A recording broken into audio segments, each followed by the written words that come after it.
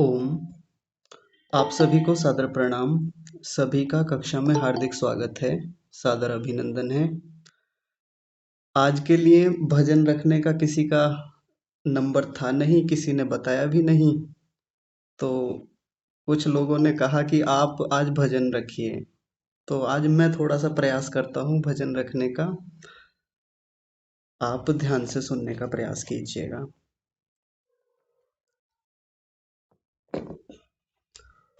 हम क्या बताएं तुमको, सब कुछ तुम्हें खबर है। हम क्या बताएं तुमको, सब कुछ तुम्हें खबर है। हर हाल में हमारी तेरी तरफ नजर है। हर हाल में हमारी तेरी तरफ नजर है। किस्मत है ये हमारी, किस्मत है ये हमारी, जो तेरा फैसला है।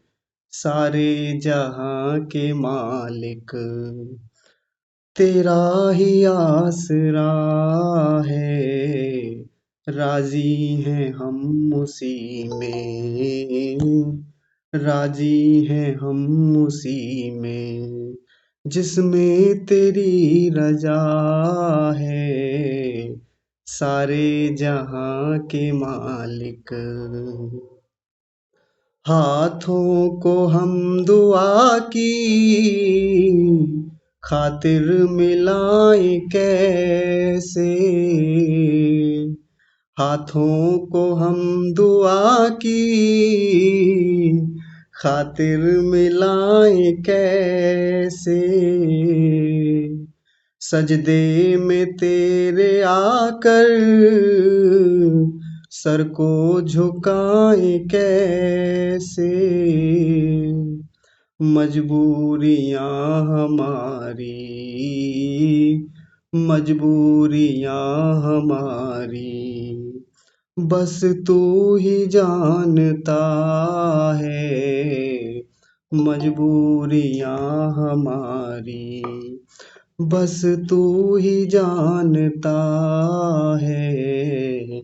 सारे जहां के मालिक तेरा ही आसरा है। राजी हैं हम उसी में, जिसमें तेरी रजा है। सारे जहां के मालिक रो कर कटे या हंस कर कटती है जिंदगानी। रो कर कटे या हंस कर कटती है जिंदगानी। तू गम दे या खुशी दे, सब तेरी मेहरबानी। तू गम दे या खुशी दे, सब तेरी मेहरबानी। तेरी खुशी समझ कर, तेरी खुशी समझ कर सब गम भुला दिया है। तेरी खुशी समझ कर सब गम भुला दिया है। सारे जहां के मालिक तेरा ही आसरा है। राजी हैं हम उसी में, राजी हैं हम उसी में, जिसमें तेरी रजा है। सारे जहां के मालिक तेरा ही आसरा है। सारे जहां के मालिक तेरा ही आसरा है, राजी हैं हम उसी में, राजी हैं हम उसी में, जिसमें तेरी रजा है, सारे जहां के मालिक। बहुत बहुत धन्यवाद भजन सुनने के लिए। तो आइए कक्षा को शुरू करते हैं। ध्यान संध्या उपासना के क्रम में आज की हमारी यह 42वीं कक्षा है। हम लोग ध्यान को लेकर चर्चा कर रहे थे और ध्यान में विशेष रूप से बात चल रही थी कि हम पहले क्लिष्ट वृत्तियों को समझें और उन क्लिष्ट वृत्तियों को रोकने का प्रयास करें। साथ में फिर हमने बात की कि अब हम अक्लिष्ट वृत्तियों पर कैसे काम करें, जो वृत्तियां हमारे लिए सहायक हैं, जो हमारे लिए उपयोगी हैं, उन वृत्तियों का सहारा लेकर के आगे बढ़ें, उन्हीं वृत्तियों के माध्यम से ध्यान की गहराई में उतरें। तो अब ध्यान में करना क्या है, तो ध्यान में हमने जप को लिया है कि अब हम जप को आधार बना करके आगे बढ़ेंगे। और जप के लिए हमने गायत्री मंत्र को लिया है कि सबसे पहले हम गायत्री मंत्र पर बात करेंगे। तो आज गायत्री मंत्र पर चर्चा करने से पहले एक छोटी सी बात आप सबके सामने रखना चाहते हैं, थोड़ा ध्यान से समझने का प्रयास कीजिएगा।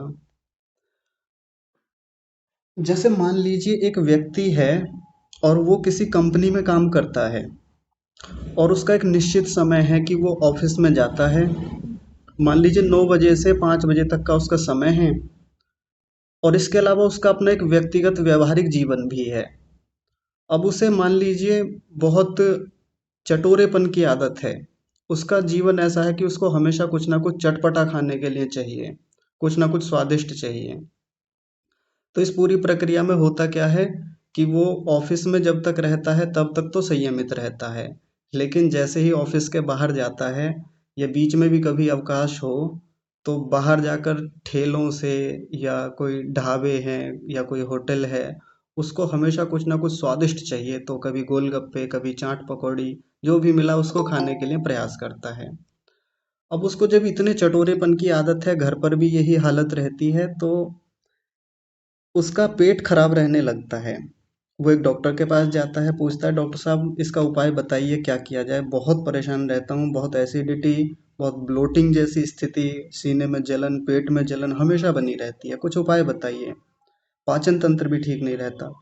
डॉक्टर साहब ने बताया कि पहले आप अपना ये बताइए कि आप खाते पीते क्या हैं, क्या रहता है रूटीन, ये सब बताइए। तो उसने सारा बताया। डॉक्टर ने कहा देखो दवाई तो मैं दे दूं, दवाई तो ये लिख दूंगा और आप ले लेना, ठीक भी हो जाएंगे, पर सबसे पहले आप उस चीज को सुधारिए जो आपके साथ बाहर की दुनिया में चल रही है। यानी जो आप इतना चटपटा हमेशा खाने के लिए उत्सुक रहते हैं, लगे रहते हैं, पहले उस पर काम कीजिए, तभी तो आगे बढ़, तभी तो इसमें काम कर पाएंगे, आपका स्वास्थ्य तभी तो बढ़िया रहेगा। तो इसने कहा देखते हैं, प्रयास करते हैं। डॉक्टर साहब ने इसको दवाइयाँ लिख दी। डॉक्टर ने कहा कि दवाइयाँ समय से लेते रहना, ध्यान रखना। अब इसको समय बता दिया कि सुबह में इतने बजे लेनी है, दोपहर में इतने बजे और शाम को इतने बजे लेनी है। अब ऑफिस में चाहे कुछ भी हो जाए, 1 मिनट भी इधर से उधर नहीं होने देता, दवाई के लिए पूरा समय निकालता है। जो समय हुआ तुरंत उस समय दवाई ली और अपना काम में लग गया। ऑफिस में कोई कर्मचारी इसके पास आकर कहे ना कि ये पहले ये काम निपटवा दो, ये कहता नहीं नहीं अभी दवाई का समय हो रहा है, पहले दवाई खाई जाएगी फिर बाकी काम होंगे। यानी 1 मिनट भी इधर से उधर जाने नहीं देता, बड़े नियम से दवाई लेता है। लेकिन वो चटोरेपन की जो बीमारी है वो बनी रहती है। बाहर निकलेगा फिर से कुछ ना कुछ घर पर जाकर खाएगा, वैसा ही बनवाएगा, वही हमेशा कुछ ना कुछ, इसको राजसिक भोजन ही हमेशा चाहिए। तो दोस्त को पता चला, जो इसके ऑफिस में ही काम करता है, वो कहता है यार तुम दवाई तो हमेशा समय से लेते हो, उसमें तो कभी कोई कोताही नहीं बरतते, लापरवाही कभी आपकी होती नहीं, लेकिन ये जो बाहर की दुनिया में जो इतना कुछ चल रहा है, पहले इस पर तो कंट्रोल करो, अपनी जिह्वा पर तो नियंत्रण करो, तभी तो ये चीजें ठीक होंगी। ऐसे तो पूरा जीवन निकल जाएगा और तुम अपने पेट को कभी ठीक नहीं कर पाओगे। ये बात मानता कहाँ है। और ये जीवन भर इसी बीमारी से पीड़ित रहता है। ये मैंने जो आपको उदाहरण दिया, ये केवल एक व्यक्ति का उदाहरण नहीं है, ये हमारे सबके जीवन में भी यही समस्या है। यहाँ तक 41-42 कक्षाएं हमारी हुई हैं, फिर भी एक दो लोग ऐसे हैं कक्षा में जो अभी भी इस बात पर अटके हुए हैं कि ध्यान नहीं लग पा रहा है। ध्यान कैसे लगे? पीछे भी 2-3 दिन पहले भी किसी ने प्रश्न किया था कि ध्यान नहीं लगता। तो समस्या कहाँ है? समस्या वो ही है कि व्यावहारिक जीवन में वृत्तियों पर काम नहीं करते, व्यावहारिक जीवन में उन चीज़ों पर काम नहीं करते जिससे कि ध्यान ठीक लगे। वास्तव में ध्यान वो प्रक्रिया है जो हमारा व्यवहार है। ध्यान अपने आप में कोई विशेष ऐसा करने की चीज़ नहीं होती कि ध्यान में कुछ विशेष प्रयत्न किए जाएंगे, यत्न किया जाएगा, मन को रोका जाएगा और बड़ी जबरदस्ती बलपूर्वक लगे पड़े हैं, उसके लिए प्रयत्नशील हैं। जैसे वो व्यक्ति इतना नियमबद्ध है दवाई लेने के लिए कि ऑफिस में है तो अपना काम तक छोड़ देता है लेकिन दवाई समय से लेता है, लेकिन बाहर की दुनिया में वो अपनी जिह्वा पर, अपनी जबान पर कंट्रोल नहीं कर पाता। उसका दुष्परिणाम ये होता है कि उसका पेट कभी ठीक नहीं हो पाता। ऐसे थोड़ी ना होगा। वैसे ही व्यावहारिक जीवन में यदि योग नहीं है, व्यावहारिक जीवन में यदि ध्यान पूर्वक हम चीज़ों को नहीं करते हैं, व्यावहारिक जीवन में ईश्वर की प्रेरणा नहीं है, यानी व्यावहारिक जीवन में ईश्वर की अनुभूति नहीं करते, हम ईश्वर का ध्यान चिंतन नहीं होता, तो फिर हम ध्यान में बैठ करके 1-2 मिनट के लिए ध्यान लगाना चाहें तो वो भी नहीं लगा पाएंगे। जबकि हमारा सारा प्रयास कहाँ होता है कि जब ध्यान में बैठेंगे तब मन को कैसे रोका जाए, जब ध्यान में बैठेंगे तब जप कैसे किया जाए, जब ध्यान में बैठेंगे तो ईश्वर की अनुभूति कैसे की जाए, जब ध्यान में बैठेंगे तो वृत्तियों को कैसे रोका जाए।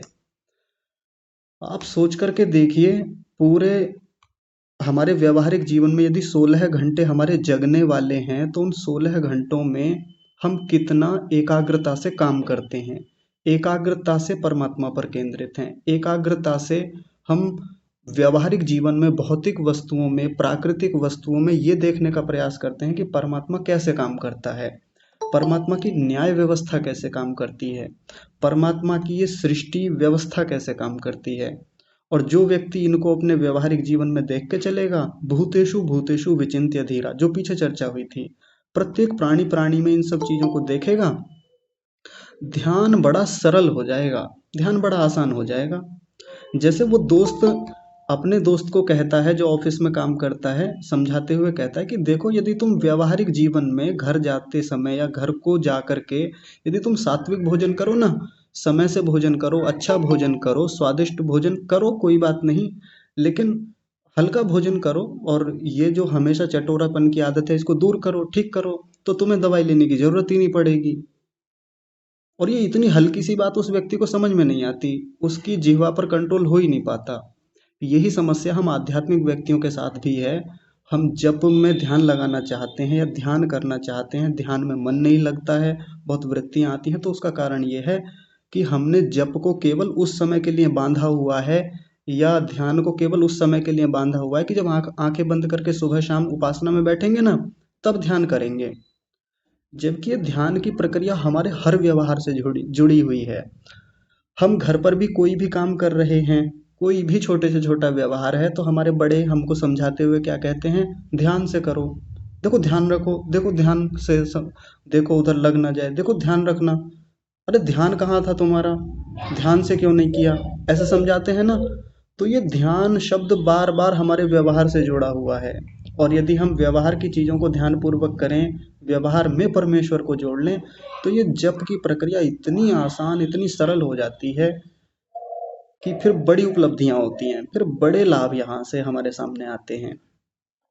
तो जप को लेकर हम लोग बात कर रहे थे, और पिछली कक्षा में मैंने एक बात रखी थी कि जप हमारा संख्याओं पर आधारित ना हो कि इतने मंत्रों का जप मुझे करना है, या ओम का इतनी काउंटिंग करनी है, ओम की इतनी मालाएं तो आज निपटानी है मुझे।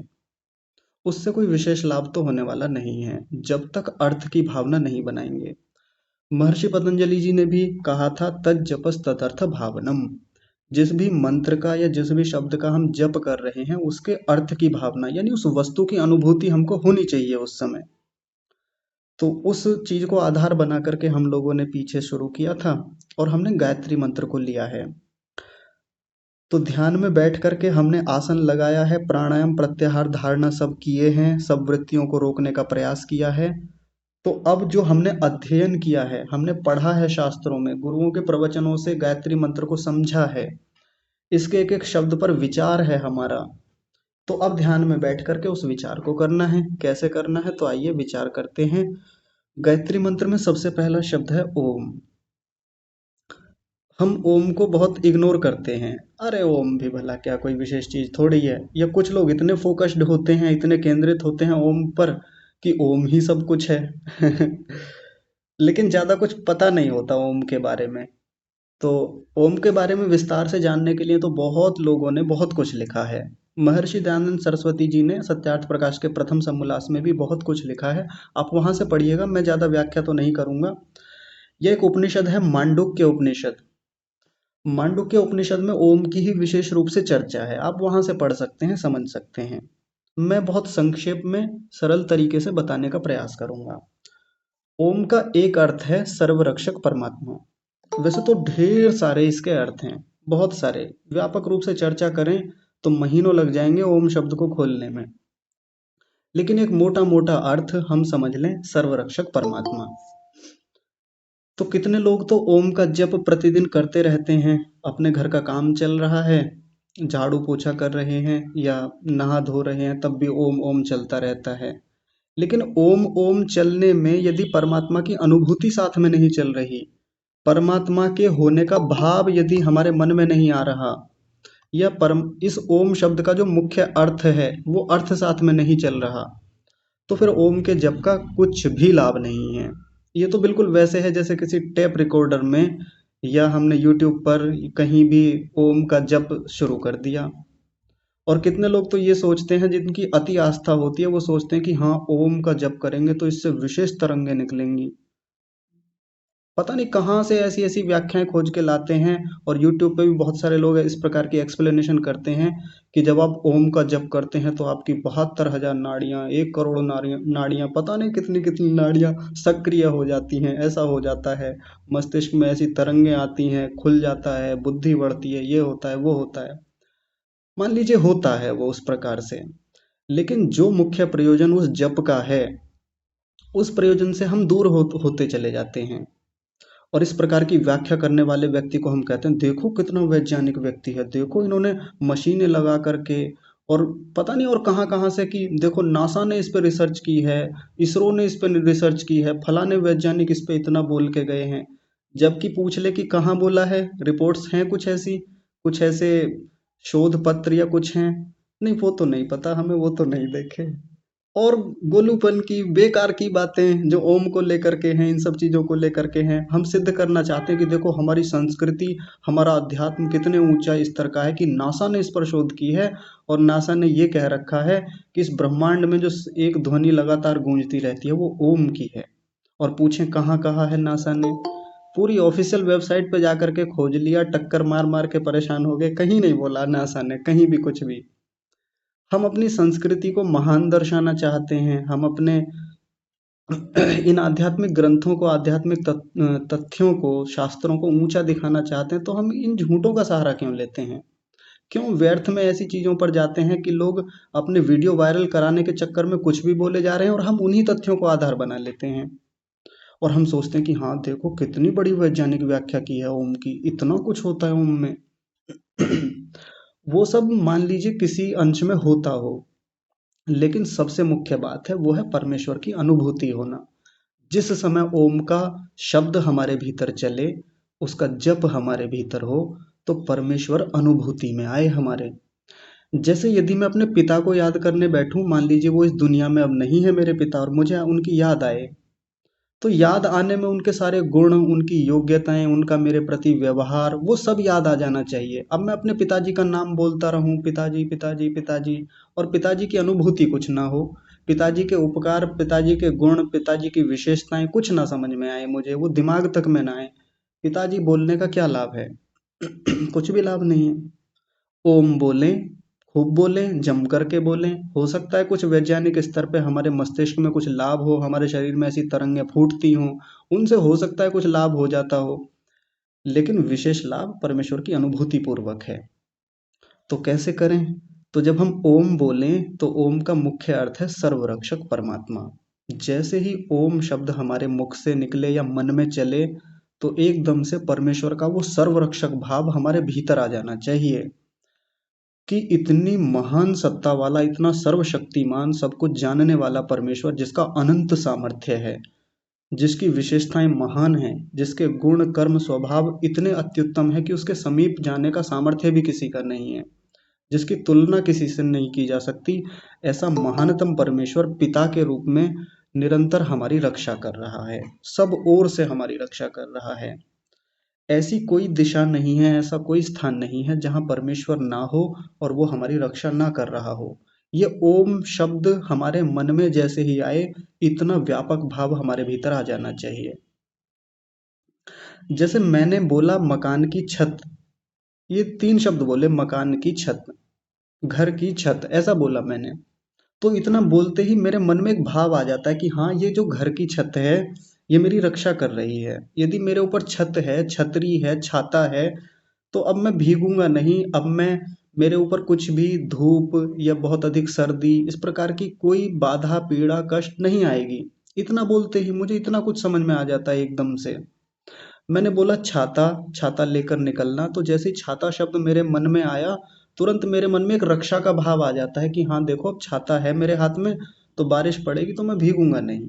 छाता शब्द ध्यान मन में आते ही एकदम से वो भाव आ जाते हैं सारे के सारे, जो छाते का कार्य है, जो छाते का उपयोग है।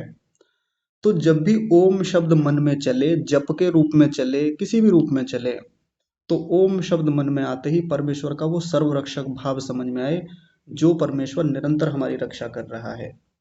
अब कैसे रक्षा कर रहा है, ये भी विचारणीय बात है।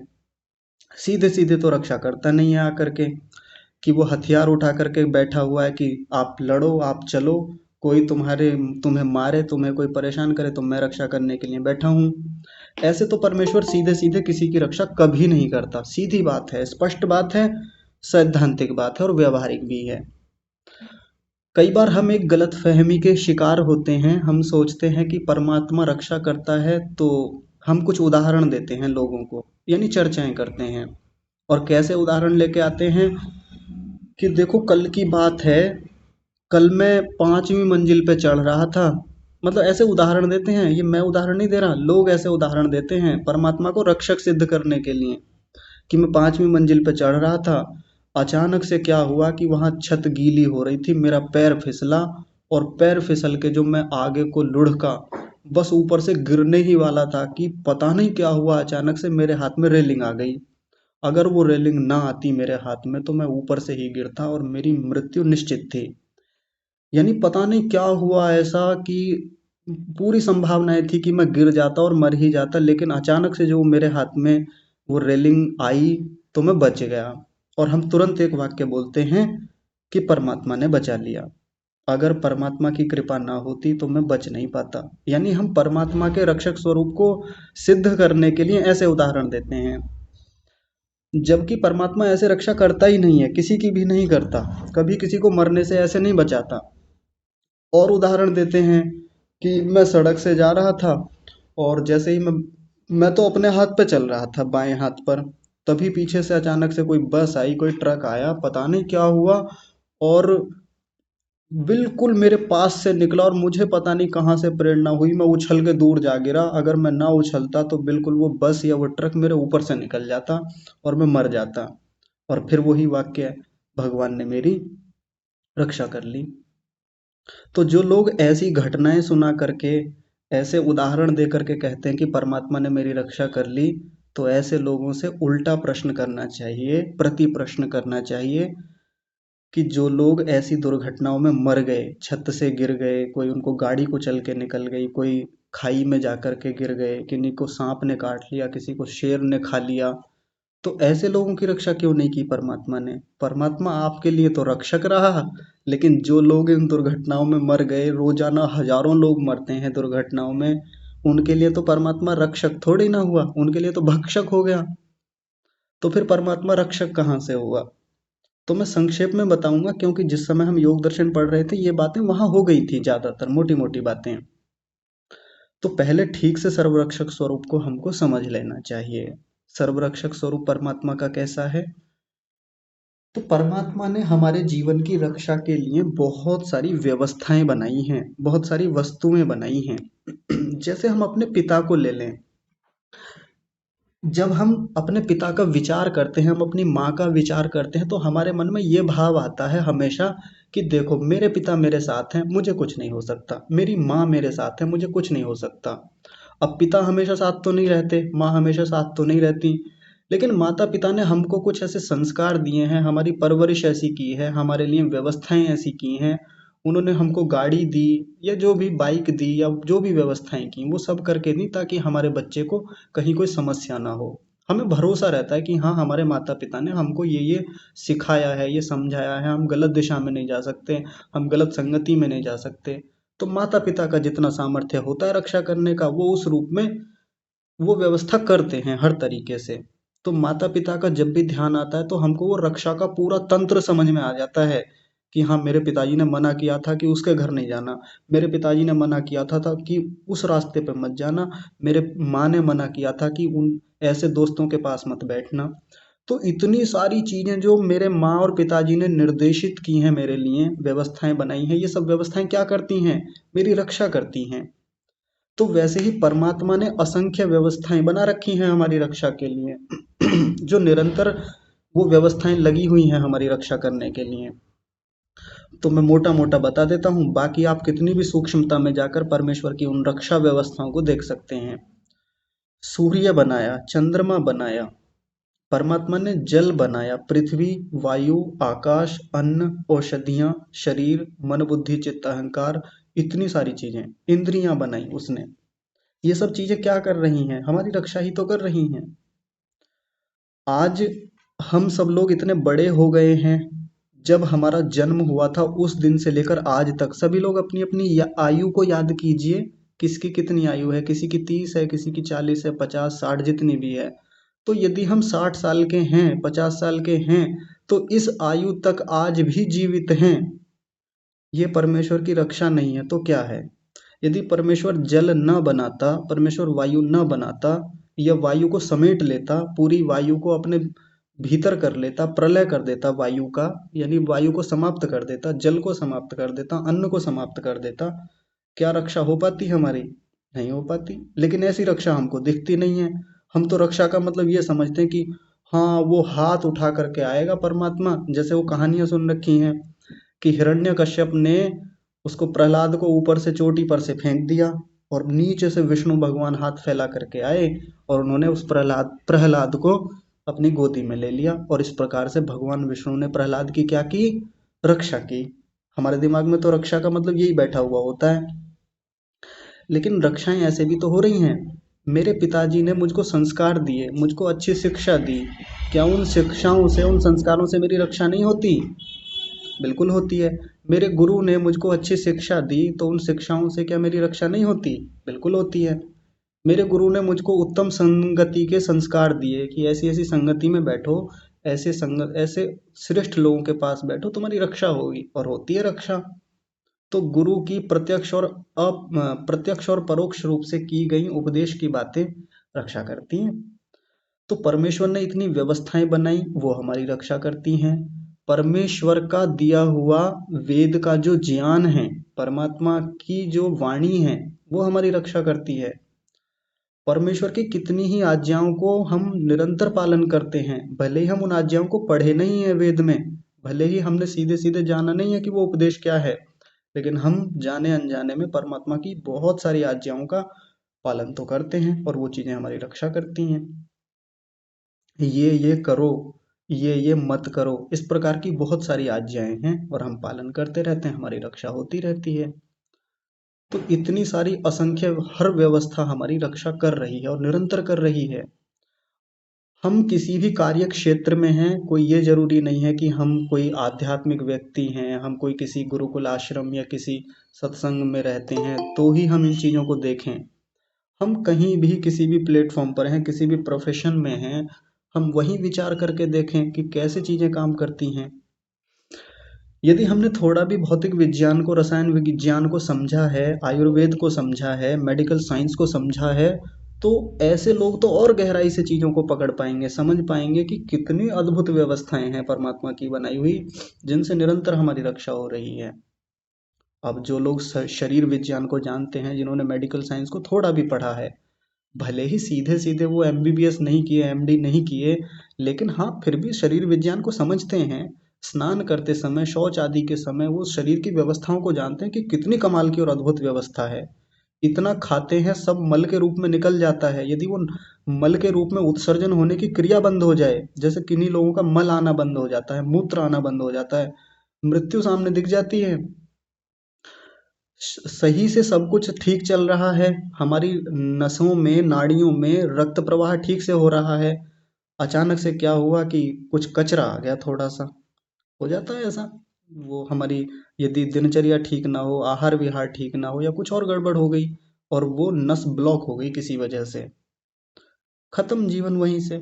कितनी संभावनाएं बचती हैं हमारे पास कि जीवन बचेगा नहीं बचेगा, लेकिन इतनी अद्भुत व्यवस्थाएं परमेश्वर की, इतनी सूक्ष्मता से वो सब चीजें काम कर रही हैं। वायु उनमें कितनी सूक्ष्मता से, वो प्राण कितनी सूक्ष्मता से शरीर में काम कर रहे हैं, एक एक व्यवस्था को बनाए हुए हैं। हृदय की गति निरंतर बनी हुई है, हृदय कैसे रक्त को बना रहा है, कैसे पूरे शरीर में पहुंचा रहा है, उस व्यवस्था में यदि कुछ देर का अंतराल आ जाए, वो रुक जाए किसी वजह से, हमारी करतूतों से, हमारी अव्यवस्था से, या हमारी असावधानियों से, असहजताओं से, तो जीवन कितने देर चलेगा, कुछ मिनटों में खत्म हो जाएगा। इतनी सुंदर व्यवस्थाएं परमेश्वर की, इतना सुंदर उपदेश परमेश्वर का आयुर्वेद आदि शास्त्रों में जो दिया हुआ है, निरंतर हमारी रक्षा कर रहा है। सीधे सीधे हमने आयुर्वेद नहीं पढ़ा है, सीधे सीधे हमने परमेश्वर की उस आज्ञा को नहीं पढ़ा, लेकिन हमारे पास परंपरा से वो सब चीजें आई। जब हमारे घर वालों ने, हमारे बड़े बूढ़ों ने हमसे कहा ऐसे ये चीज मत खाओ, ये नुकसान करेगी, और देखो ज्यादा जीवन बचेगा नहीं, ऐसा हो सकता है, इसको ऐसे खाओ, इसको ऐसे खाओ, सही समय पर सो, सही समय पर जागो, ब्रह्मचर्य का पालन करो, ये करो, ये कौन सी आज्ञाएं हैं, ये वही हैं जो परमेश्वर ने हमको दी हैं। ये सब वही उपदेश हैं जो परमात्मा के हैं, जो आयुर्वेद के माध्यम से परंपरा से हमको मिले हैं। और ये चीजें क्या करती हैं, रक्षा करती हैं। हमको तो लगता है कि हमारे वैद्य जी ने हमको एक औषधि दी थी और मैं बिल्कुल मृत्यु के द्वार पे खड़ा था, लगता था कि अब जीवन बचेगा नहीं, और वैद्य जी ने मुझको दवाई दी और दवाई से मैं बच गया। हाँ, एक दृष्टि से देखेंगे तो वैद्य जी की दवाई से मैं बच गया, सही बात है, लेकिन उसमें सूक्ष्म रूप में परमेश्वर की वो आज्ञा काम कर रही थी जो सृष्टि के शुरू में परमेश्वर ने आयुर्वेद का ज्ञान ऋषियों को दिया, और वो महर्षि भारद्वाज से होते हुए, अनेक ऋषियों से होते हुए हमारे पास तक आया, इंद्र आदि लोगों के साथ के माध्यम से भी हम तक वो विद्या पहुंची है। तब वो वैद्यों तक पहुंची, उस वैद्य से वो औषधि पहुंची, उस औषधि से आज हम बचे हुए हैं, जीवित हैं, सुरक्षित हैं। ये रक्षा नहीं हो रही क्या? बिल्कुल रक्षा हो रही है। ओम शब्द के जप के साथ ही इतना विस्तृत परमेश्वर का सर्वरक्षक भाव हमारे मन में ना बने, तो बताइए ओम का जप करने का लाभ कहाँ है फिर? कोई बैठकर ही ओम का जप करे, बहुत अच्छा है, बहुत गहराई में जा सकता है, और जितनी गहराई में जाएगा परमेश्वर की रक्षा का भाव उतना ही गहरा होगा, परमेश्वर की अनुभूति उतनी ही गहरी होगी, ध्यान की प्रगाढ़ता उतनी ही दृढ़ होती चली जाएगी, ध्यान उतना ही सशक्त और मजबूत होता चला जाएगा। जो लोग कहते हैं ध्यान नहीं लगता जी, ध्यान में बहुत वृत्तियां आती हैं, ध्यान में परेशानियां बहुत हैं, नहीं लगता, ज्यादा देर बैठा नहीं जाता, कारण है कि व्यावहारिक जीवन में इन सब चीजों पे विचार कम है हमारा। तो व्यावहारिक जीवन में देखें, और कोई इतना भी नहीं कि कोई व्यक्ति बहुत पढ़ा लिखा है, बहुत महान है जी, उसने तो डिग्रियां ले रखी हैं, उसने तो पीएचडी कर रखी है फिजिक्स पे, केमिस्ट्री पे, बायोलॉजी पे, या उसने खगोल विज्ञान में वो महान वैज्ञानिक है, तो ही पढ़ पाएगा, तो ही इन सब चीजों को समझ पाएगा, हम तो नहीं समझ सकते जी। तो आज मैं एक पॉडकास्ट सुन रहा था, एच सी वर्मा हैं, फिजिक्स के एक बड़े जानकार व्यक्ति हैं, हमारे देश के बहुत बड़ी विभूति हैं। वो कह रहे थे कि मैंने देश के लोगों को चैलेंज कर रखा है कि कोई आए और मुझे ये बताए कि इस देश का एक व्यक्ति लाके खड़ा कर दो जो फिजिक्स को ना जानता हो, फिजिक्स की चीजों का वो उपयोग ना करता हो। भले ही पढ़ा नहीं है सिलेबस में, भले ही स्कूल कॉलेज में नहीं गए हैं, भले ही यूनिवर्सिटीज में नहीं गए हैं, लेकिन जीवन के हर पहलू में फिजिक्स का वो उपयोग कर रहा है। वो भौतिकी वस्तुओं के साथ जहाँ जुड़ा हुआ है, वहाँ उन सब चीज़ों पर वो काम कर रहा है। वो न्यूटन के लॉ को विधिवत नहीं जानता सिद्धांत या थ्योरी के रूप में, लेकिन न्यूटन के लॉ को वो बढ़िया से हर दिन प्रयोग में लेके आ रहा है।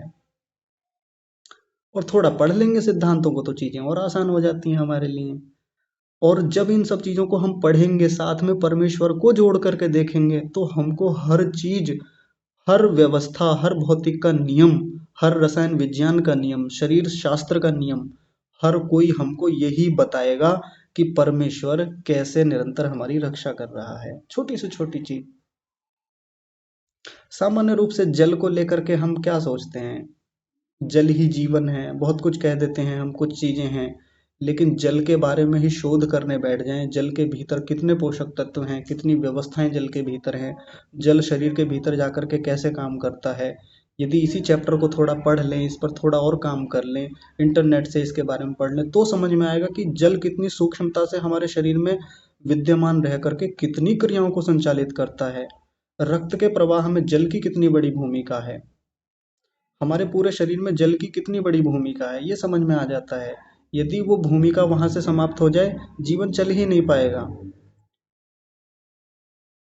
तो बाहर से तो सामान्य जल बहता दिखाई देता है, जल भरा हुआ दिखाई देता है, लेकिन कोई व्यक्ति थोड़ा गहराई से जा करके देखे और परमेश्वर को जोड़ करके देखे, तो आनंद आ जाता है। फिर गहराई बनती है, वहां पर गहनता से व्यक्ति समझ पाता है।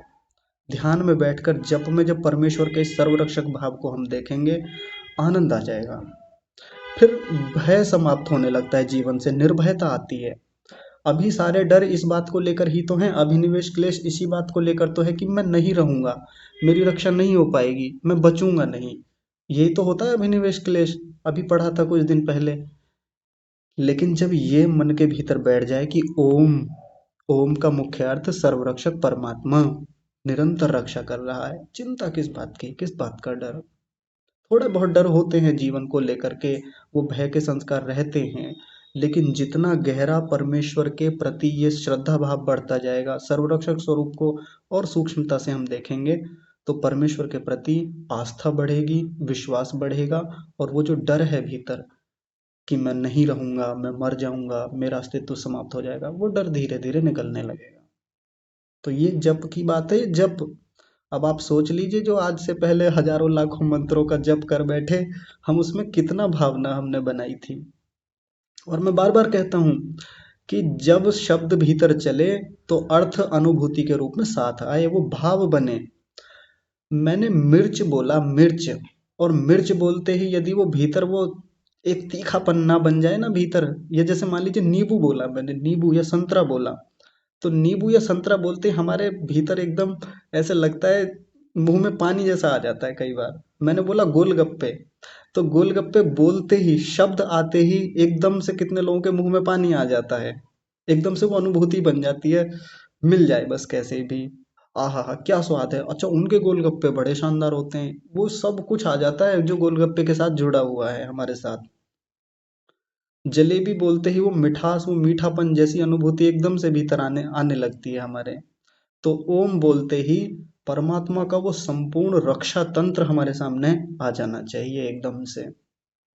सारी चीजें तो एकदम से नहीं आ पाएंगी कि संपूर्ण ही पूरा का पूरा तंत्र आ जाए, लेकिन धीरे धीरे जब उसकी एक एक व्यवस्था पर विचार करेंगे, तो कितनी बारीकी से हम, कितनी गहनता में जा पाएंगे, ये हमको ऐसे ही पता चल जाता है अनुभूति से ही। और फिर जो लोग ये कहते हैं कि ध्यान में ज़्यादा देर बैठा नहीं जाता, ज़्यादा देर हम उसमें ध्यान में जा नहीं पाते, बहुत प्रकार की वृत्तियां आती हैं, वो समस्या बहुत ज़्यादा दिन तक रहेगी नहीं, यदि इस विधि से हम प्रयोग करेंगे, इस विधि से हम अपने ध्यान को करेंगे तो। अब मैंने तो बस मोटी मोटी दो तीन बातें रखी हैं आपके सामने ओम को लेकर के, इस पर आप खुद विचार करें, परमेश्वर के सर्वरक्षक स्वरूप को देखें। यदि मैं बोलना शुरू करूंगा इस पर, तो हो सकता है अगली 10-15 कक्षाएं केवल ओम शब्द पर निकल जाएं। मैं इतनी बारीकी से इस सर्वरक्षक शब्द को खोल सकता हूँ, पर मैं आपको बना बनाया हलवा नहीं खिला सकता। आप हलवा बनाइए खुद से, बना बनाया हलवा खाने में कितनी देर लगती है? बना बनाया मिल जाए, जीवा पे रखना है, अंदर ले जाना है, सीधी बात है। ना चबाना होता, ना कुछ उसका करना होता। लेकिन बने बनाए हलवे को खाने का मजा उतना नहीं होता। खुद से बनाएं, बढ़िया से तैयार करें, यानी स्वयं से चिंतन करें।